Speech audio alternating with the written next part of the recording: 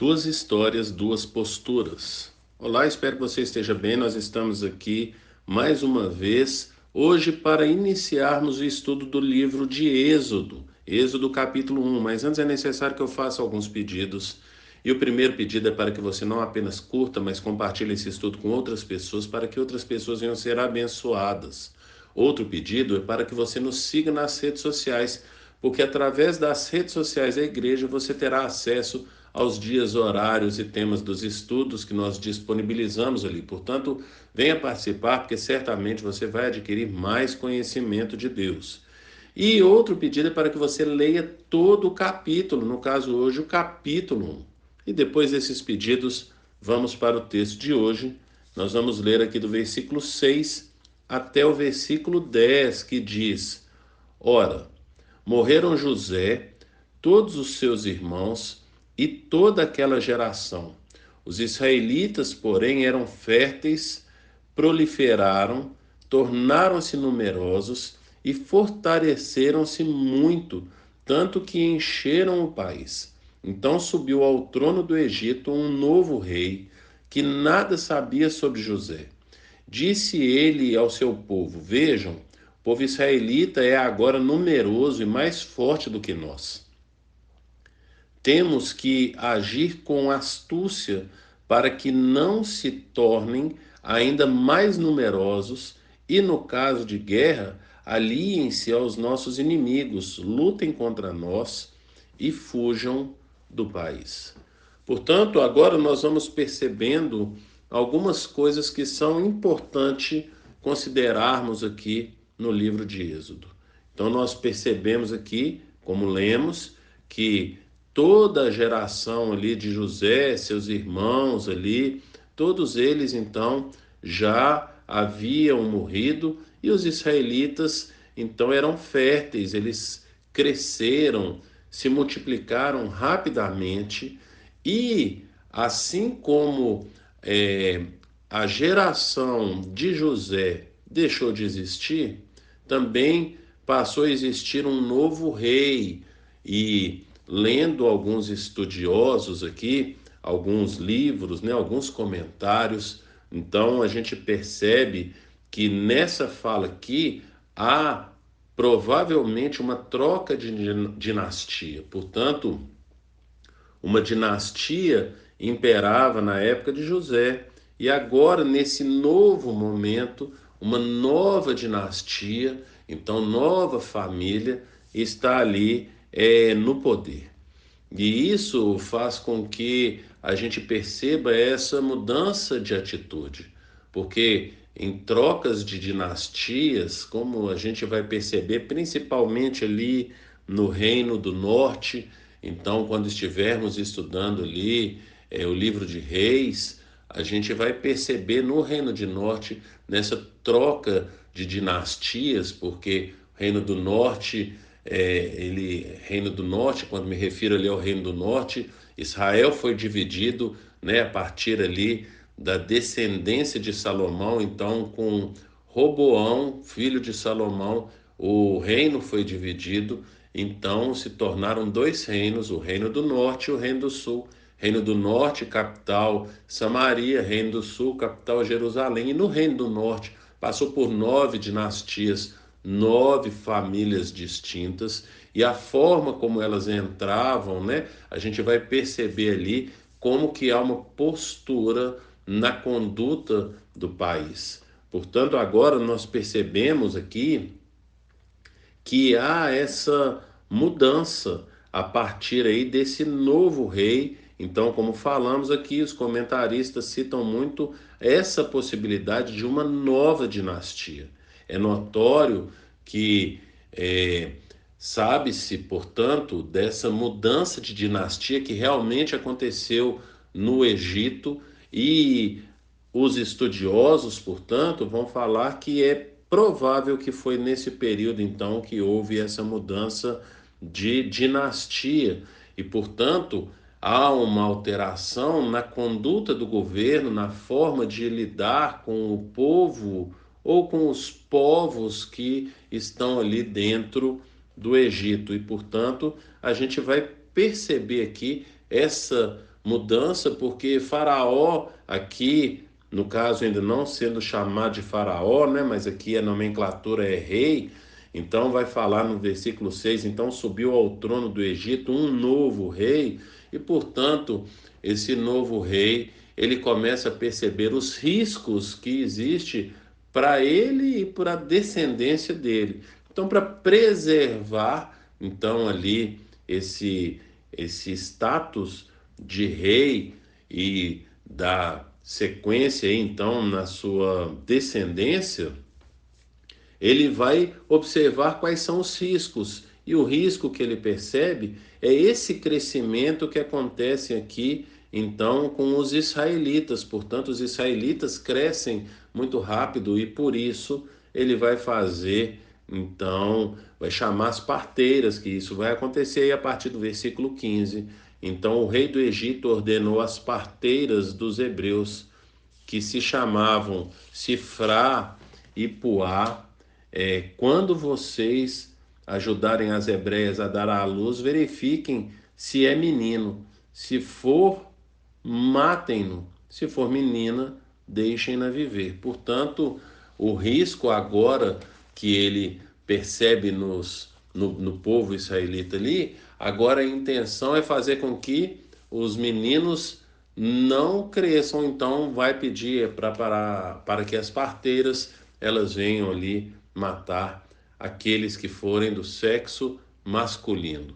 E como nós falamos aqui no início do nosso estudo, então nós temos aqui dois tipos de pessoas e dois tipos de comportamentos.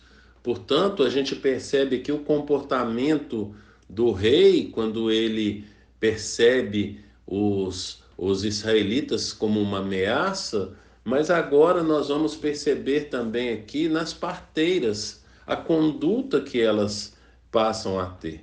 Versículo 17 vai falar que, todavia, as parteiras temeram a Deus e não obedeceram às ordens do rei do Egito. Então perceba, elas estão ali recebendo uma ordem do rei do Egito e elas preferem descumprir a ordem desse rei. E entenda que quando você se opõe a um rei, principalmente nesse período, você está colocando a sua vida em risco, porque ou você acata a ordem do rei, ou então você morre. Algo que provavelmente aconteceu lá no caso do rei do Egito com o padeiro e o copeiro, quando nós estudamos aqui o livro de Gênesis. Então, ali naquela ocasião, o que nós tratamos foi exatamente a respeito de que um voltou a exercer o seu ofício e o outro foi executado. Portanto, quando as parteiras elas temem ao Senhor e não seguem a ordem dos reis ou do rei aqui do Egito, então elas colocam ali a vida delas em risco. Lembre-se, elas não são israelitas, eram as parteiras das israelitas, mas elas não eram israelitas. E a gente percebe que lá no versículo 21 vai falar que desse capítulo vai falar que, visto que as parteiras temeram a Deus, ele concedeu-lhes que tivessem suas próprias famílias. Portanto, porque elas temeram a Deus, elas foram abençoadas por Deus e vieram a ter ali as suas famílias. Algo que é necessário nós destacarmos aqui e que é bem relevante é que nesse período ainda não haviam os mandamentos. Os 10 mandamentos vão surgir lá no capítulo 20 de Êxodo. Portanto, aqui ainda não havia lei. E isso faz com que a gente venha pensar em que o apóstolo Paulo escreveu lá em Romanos capítulo 2, versículo 14 e 15. E está escrito assim, então, Romanos capítulo 2, versículo 14 e versículo 15. De fato, quando os gentios que não têm a lei praticam naturalmente o que ela ordena, torna-se lei para si mesmos, embora não possuam a lei, pois mostram que as exigências da lei estão gravadas em seus corações. Portanto, o que a gente percebe, e a fala aqui do apóstolo Paulo em Romanos capítulo 2, versículo 15 agora, é que a lei é gravada no coração de todo ser humano.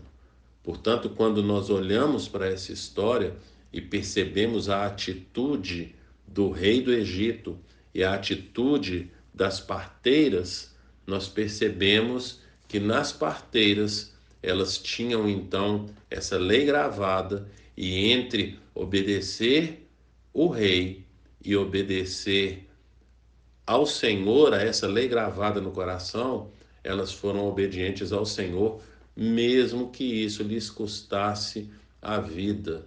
O rei do Egito também tem ali a lei gravada no seu coração.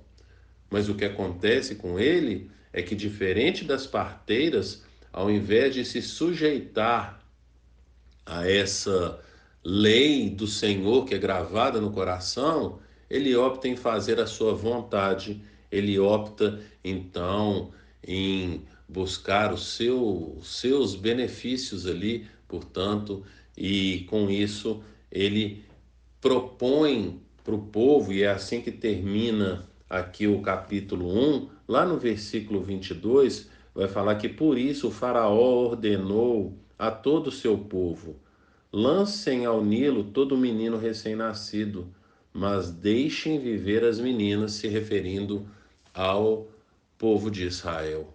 Então, uma vez que ele não conseguiu ali com as parteiras, e por incrível que pareça, ele não as matou, né?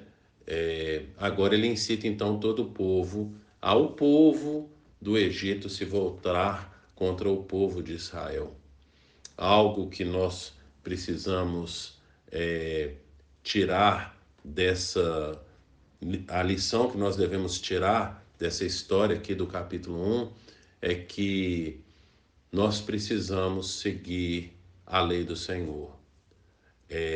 Qualquer que venha a ser as consequências, e no caso das parteiras, a consequência era a própria vida, nós precisamos nos sujeitar à lei do Senhor, colocarmos em prática, conhecermos a lei do Senhor e aplicarmos a lei do Senhor nas nossas vidas. Nós precisamos de mais conhecimento do Senhor para não nos sujeitarmos quando formos colocados nessa situação das parteiras, aonde talvez você muitas vezes ou algumas vezes tenha se visto exatamente nessa situação.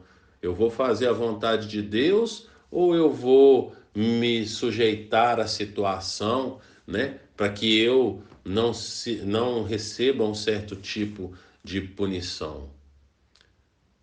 A palavra do Senhor vai falar que aquele que perseverar até o fim será salvo. Portanto, nós devemos perseverar apesar das circunstâncias. Nós devemos perseverar na fidelidade ao Senhor, à lei do Senhor. Pense nisso e que o Senhor te abençoe.